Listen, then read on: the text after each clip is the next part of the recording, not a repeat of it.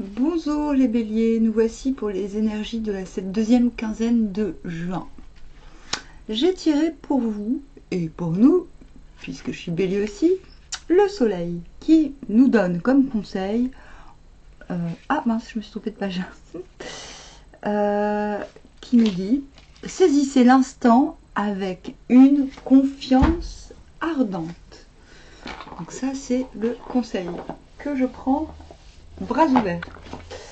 Alors, donc je ne fais que les cartes, c'est un petit complément pour finir en beauté, ou du moins avec de bons conseils cette fin de mois. Vous pouvez vous référer au tirage général du mois de juin, qui est plus complet avec un tirage du Viking. Voilà. Hop. Alors, quelques conseils pour ces énergies de fin de mois. Non, là il y a 2 cartes.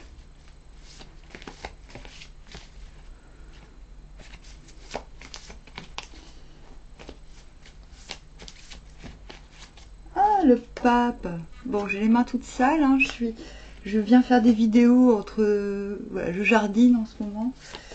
Donc, moi j'estime que la terre c'est pas sale. Alors, le pape. Ah non, il y en a trop. Hop. Ah, dis donc, ça a du mal à sortir. Moi, ces derniers temps, je prends... Ah bah tiens, 9 de coupe. Je sais pas si vous, pareil, mais je reprends confiance au grand présent. Je dis pas qu'avant, j'avais plus confiance au grand présent, mais un peu quand même, si. Du coup, ces énergies me font bien plaisir. Chevalier d'épée à l'envers, c'est très bien. 4 de denier sur le pape. Le jugement.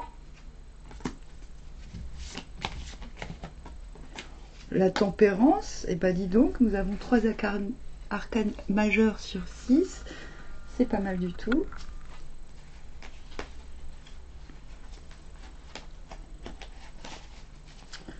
Hop, je regarde les dos de deck. Oui, oulala.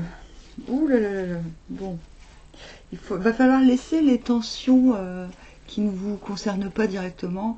Va falloir un petit peu être l'énigme.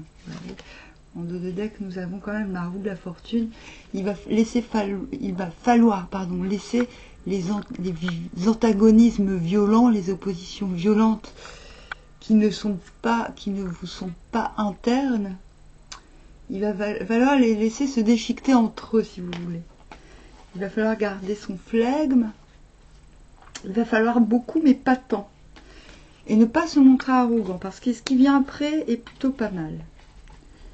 Laissez les gens se battre dans la boue, s'il vous plaît. Alors, et si ce sont des tendances internes qui se battent en vous, laissez-leur le temps. Parce que ça se profile plutôt pas mal pour les béliers, qui ont, à mon avis, d'après ce que j'ai vu, assez morflé ces derniers mois, années. Hein? Le cosmos n'a pas été très sympa avec les béliers. Donc déjà, nous avons le pape, le 4 de denier sur le pape. On vous demande d'être exigeant sur plusieurs plans matériels. Plus exigeant sur le plan matériel. Je vais la prendre d'un côté positif. On vous demande de voir loin, de voir haut, de voir grand. On vous demande de continuer, j'ai envie de dire, à donner vos directives.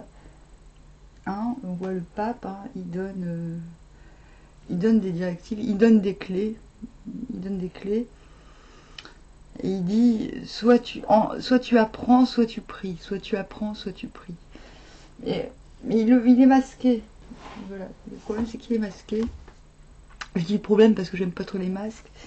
Mais ce qu'on vous demande dans cette posture, c'est de ne pas du tout faire... En fait, on va vous demander de mettre votre ego de côté pendant cette période. Et ce n'est pas... Ce qu'on vous dit là, c'est que ce n'est pas en vain. On ne vous demande pas d'être radin, on vous demande de voir pour plus loin. On vous demande de voir grand, mais pas d'être grand. On vous demande juste...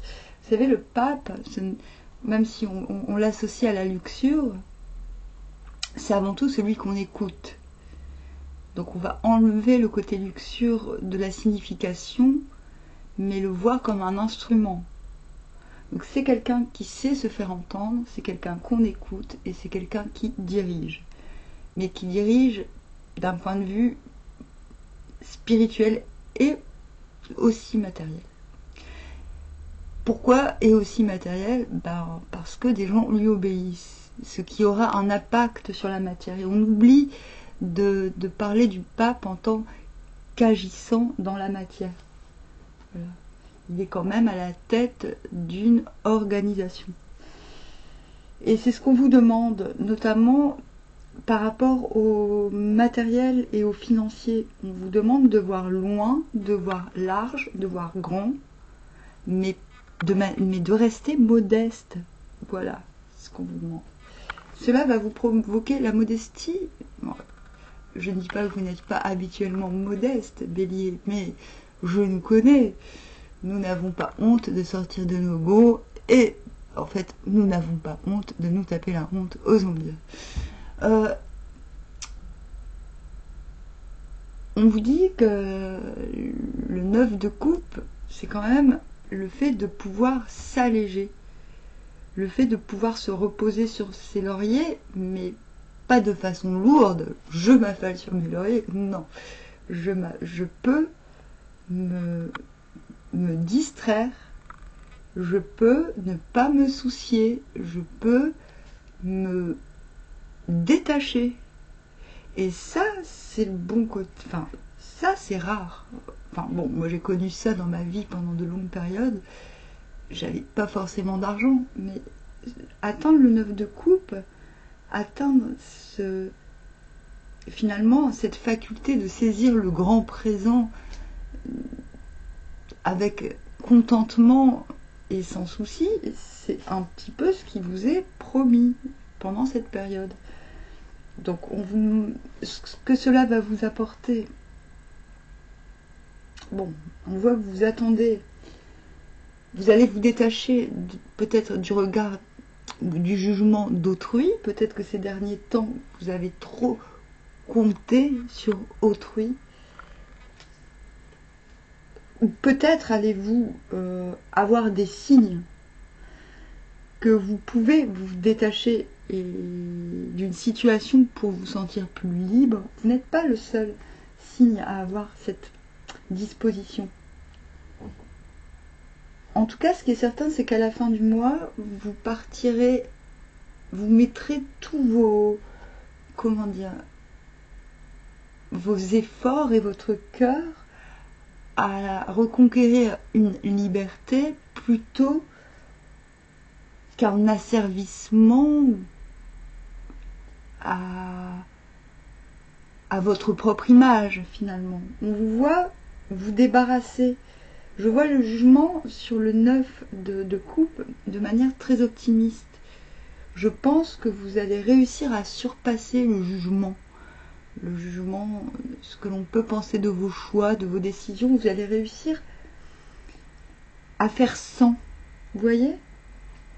Avec la tempérance à l'envers, on vous dit presque que vous n'allez... C'est comme un aveu. On vous dit, mais en fait, vous n'allez plus avoir besoin de faire cet effort. Voilà. Peut-être qu'avant, vous étiez encore à vouloir démontrer que vous aviez raison sur certains points, sur certains domaines. Mais on vous dit que là, c'est fini. Vous êtes en train de terminer. Vous êtes en train de vous libérer. Et c'est beau. Je vais quand même demander à la triade. Bon, je rappelle qu'on est dans du général, c'est-à-dire que ce que je suis en train de vous dire, les énergies que je vous tends, peuvent concerner les plans différents de votre vie. Aussi bien le sentimental que le professionnel, que tous en même temps. Donc nous avons l'homme, une sorte de virilité là, en ce moment, actuellement, moi ça me parle. Hein. Moi je jardine, je bêche. Je ne dis pas que c'est purement viril, mais je dis que cela permet certaines énergies yang de recirculer convenablement. L'amour, dis donc. Et ben ouais, le cœur s'ouvre, le cœur s'envole. La réussite, magnifique, purée. Ce que vous allez réussir, c'est de retrouver votre liberté. Je génère un autre dos de deck. En dos de deck, nous avons la mort. Donc on termine les vieux cycles pourris de merde. Ok? Mais c'est magnifique. Voilà, Triade me donne confirmation de ce que... Voilà, vous retrouvez votre virilité, que vous soyez une femme ou un homme, peu importe. Ce qui vous permet aussi de vous... j'ai envie de dire de vous aimer vous-même avant tout le monde. Et vous obtenez la réussite. La réussite de quoi? Déjà, vous lâchez prise sur vos améliorations personnelles. J'ai l'impression que ça fait des mois que vous essayez de vous améliorer en vain. Et là, vous acceptez finalement tel que vous êtes. Enfin, pour moi, c'est ça la fin de la tempérance à l'envers. Voilà, on a regardé le lion et l'oiseau. On dirait moi dans mes jardins. C'est que je laisse les chiens et les poussins fricoter ensemble et qu'il n'y a pas de drame. Vous voyez, finalement, c'est comme si vos convictions, vous réactivez vos convictions. Donc on va revenir au conseil de base du soleil. Vous avez le soleil qui vous accompagne. Donc on va faire confiance à l'instant présent. Et de manière ardente. Voilà. C'est magnifique. Bon, je ne sais que dire de plus. Voilà, je m'y attendais pas. C'était une bonne surprise. Allez, je vous dis au revoir. À bientôt.